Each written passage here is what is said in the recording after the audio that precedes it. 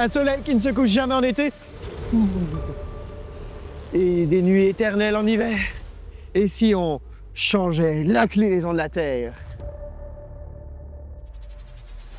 Des hivers arctiques et des étés sahariens partout sur la planète. Alors que les animaux seraient forcés d'hiberner ou d'évoluer pour survivre. Toutes ces conséquences se verraient reflétées sur les humains, dont la source principale de nourriture, l'agriculture, serait compromise. Et oui, on sort enfin du studio, je veux dire le labo, un labo très fonctionnel et officiel, bien sûr. Labo qui a subi un petit réaménagement pour ce tout nouveau format. Nouvelle déco. La différence, plutôt que de faire subir des événements catastrophiques à la Terre du XXIe siècle, Photon et moi allons modifier des éléments précis qui ont façonné la planète à sa création. Photon, gros plan. Aujourd'hui, accrochez-vous, parce qu'on va imaginer un monde complètement chamboulé. Et si l'inclinaison de la Terre passait de 23,5 à 90 degrés? Et oui, parce qu'à côté du Soleil, notre planète ne se tient pas droite. Elle est inclinée à 23,5 degrés par rapport à son axe. Et cet angle ne bouge pas, peu importe où la Terre se trouve alors qu'elle parcourt son orbite autour du Soleil. La Terre est séparée en deux hémisphères, l'hémisphère nord et l'hémisphère sud. Quand l'un des hémisphères est penché vers le Soleil, comme ceci, il reçoit plus de lumière et de chaleur. Résultat, c'est l'été. En revanche, de l'autre côté, l'hémisphère est éloigné du Soleil. Les rayons y sont plus diffus et les températures baissent. C'est l'hiver. C'est donc grâce à l'inclinaison de la Terre que nous avons des saisons. Et oui, Photon, c'est pour ça qu'on ne peut pas tous avoir nos vacances d'été en même temps. En été, l'hémisphère nord est dirigé vers le Soleil. Celui-ci apparaît bien haut dans le ciel et ses rayons frappent directement une petite surface. Ça chauffe vite. En hiver, par contre, le Soleil nous apparaît bas, car le Québec est incliné loin de celui-ci. Ses rayons couvrent une plus grande surface. La chaleur est donc beaucoup moins concentrée. Vous remarquerez qu'au niveau de l'équateur, l'ensoleillement reste plutôt similaire. C'est pour cette raison que les températures et le climat y sont plus égales tout au long de l'année.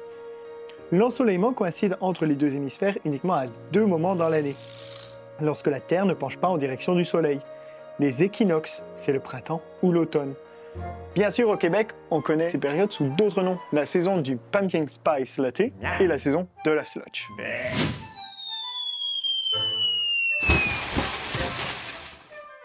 Comme nous tous, Sarah n'est pas vraiment emballée par la neige châle du printemps. Ce qu'elle aime, ce sont les belles pistes de ski en hiver ou bien les plages ensoleillées en été. Sarah trouve toutefois que les hivers sont bien froids et que les étés sont parfois étouffants. Le Québec est plus proche d'un pôle que de l'équateur et subit donc des écarts plus prononcés que des régions plus proches de l'équateur.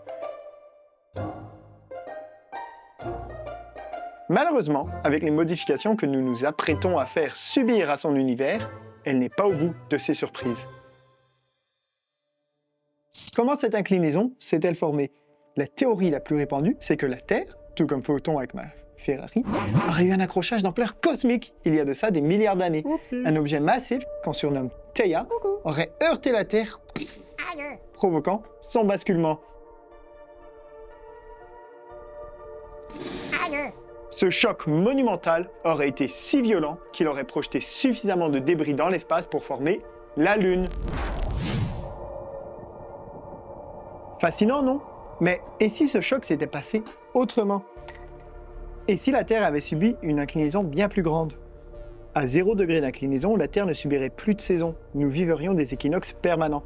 Au contraire, à 90 degrés, elle subirait les saisons les plus intenses imaginables. Modification des paramètres de l'univers. Imaginons que dans cet autre univers, la collision entre la Terre et Theia ait été beaucoup plus violente encore. Et que la Terre en soit ressortie avec une telle inclinaison. Votre nouvelle Terre est prête. Dans cette réalité, la slush serait le cadet des soucis de Sarah. Ses descentes de ski et ses promenades sur la plage ne seront plus jamais pareilles. Elle n'est pas au bout de ses surprises. Et nous non plus. Ça a marché. Regardez-moi ça. Dans ce nouveau monde, le soleil brille fort et surtout longtemps. Retrouvons Sarah au bassin nord. Une Sarah légèrement différente. Comme nous, la Sarah de cet univers connaît les hivers et les étés, les températures chaudes et froides, ainsi que les jours et les nuits. Mais pour elle, les jours et les nuits ne représentent pas nécessairement des cycles de 24 heures.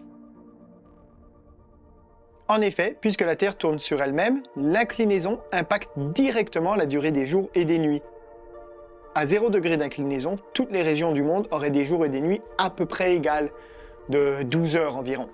À 23,5 degrés, les jours sont plus courts l'hiver et les nuits plus longues.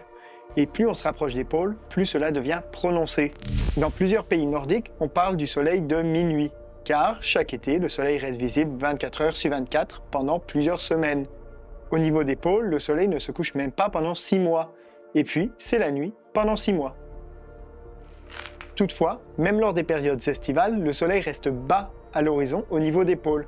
À cause de cette inclinaison, l'énergie qui atteint la Terre n'est pas suffisante pour réchauffer les pôles jusqu'à devenir des déserts sahariens. Le froid l'emporte. Mais à 90 degrés d'inclinaison, le soleil monterait très haut dans le ciel polaire. Mais assez parlé. Allons, Photon, tu vas endormir nos invités. Passons à l'action. Il est temps pour nous d'aller découvrir cette nouvelle planète Terre de nos propres yeux. Et pour explorer cette Terre, ça va nous prendre le meilleur des caméramans. Allons voir Sarah ensemble. Photon, tu filmes bien tout ça? Parce que les choses sérieuses vont commencer. Imagine un été où le soleil ne se couche que pour des nuits de quelques minutes, voire pas du tout, illuminant l'hémisphère nord pendant 24 heures. Je vous explique comment ça marche. Lors du solstice, le soleil est au zénith à l'un des pôles. Celui-ci ne connaît plus aucune nuit. Plus on descend vers l'équateur et plus le soleil apparaît bas. Juste avant l'équateur, il n'y a toujours pas de nuit, mais le soleil est en crépuscule constant. Mais puisque le solstice n'est qu'un bref instant dans l'orbite ininterrompue de notre planète, le soleil redescend alors du zénith. Chaque jour qui passe, quelques minutes de nuit s'ajoutent partout dans l'hémisphère. Cela continue jusqu'à l'équinoxe, où nuit et jour font 12 heures sur les deux hémisphères. L'été n'est donc pas un jour perpétuel, mais l'ensoleillement y est extrêmement intense, et cela a ses impacts. Prenons l'exemple de l'Alaska. Habituellement connu pour ses glaciers, ce territoire deviendrait l'un des endroits les plus fertiles du monde durant l'été. Température moyenne, 38 degrés Celsius, plus chaud que l'équateur aujourd'hui. Malheureusement, ces températures provoqueraient chaque année des fontes massives des glaciers et des banquises, et une montée des eaux de 7 mètres. Beaucoup des villes côtières actuelles seraient sous les flots. Tu t'imagines, toi, Photon, vivre dans l'eau? Ouais, moi non plus, je suis pas prêt pour ça. Avec des océans plus chauds, on assiste aussi à une augmentation des tempêtes et des ouragans plus fréquents et beaucoup plus puissants. Bref, l'été est une saison de tous les extrêmes. Et l'hiver alors? L'hémisphère nord n'a presque plus une goutte de lumière solaire pendant des mois. Les températures, on parle de moins 29 degrés Celsius en moyenne. Avec de tels extrêmes, nombre de plantes ne peuvent proliférer. Et sans plantes, tout l'écosystème est menacé. Regardons de plus près comment Sarah s'est adaptée. Sa maison n'est plus au bord du fleuve, car celui-ci est beaucoup plus haut. Elle a dû s'installer en altitude pour éviter les inondations estivales. Et les animaux dans tout ça? Imaginez des chevreuils forcés à hiberner ou des ours qui n'ont plus de saumon à pêcher à cause des tempêtes. Comment s'adaptent-ils?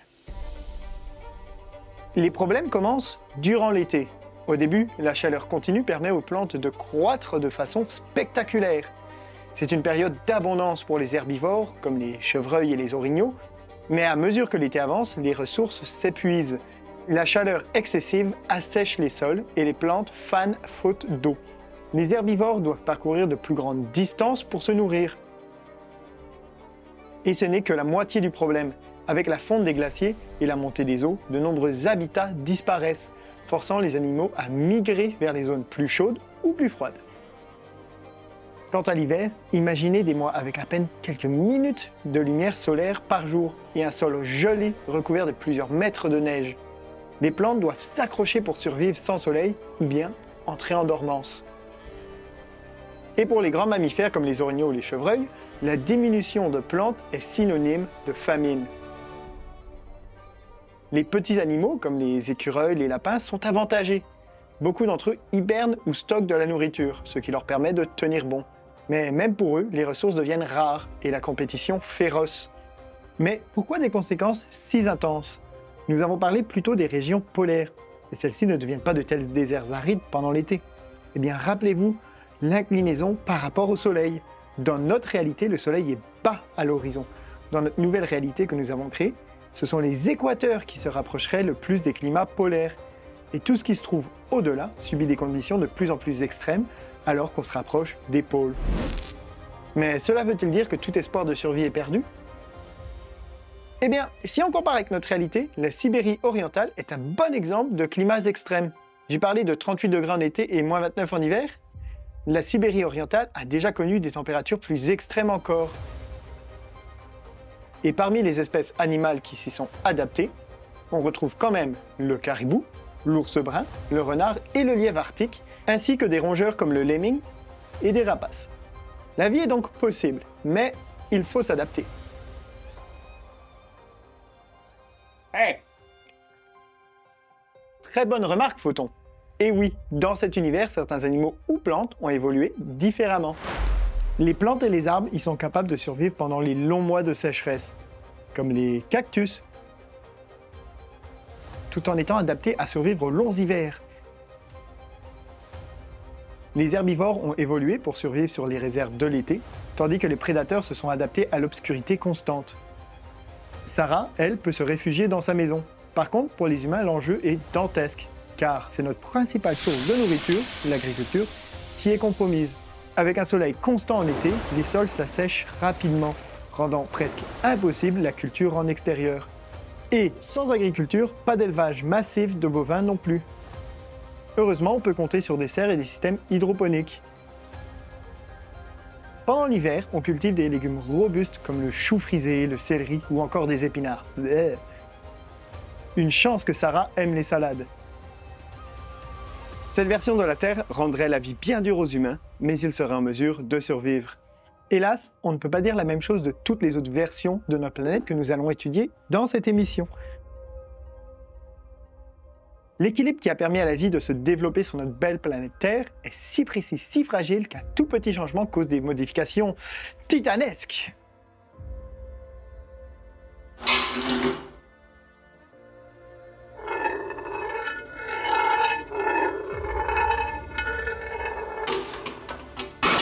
Le bouclier magnétique, les marées, la gravité, la photosynthèse, tout ceci permet à la vie de perdurer. Mais cela ne m'empêchera pas d'apporter quelques modifications ici et là afin de créer de nombreux autres univers et voir comment ils se comportent. Des univers où les plaques tectoniques n'existent pas, par exemple. Alors à bientôt pour le prochain épisode de Et si dans un autre univers.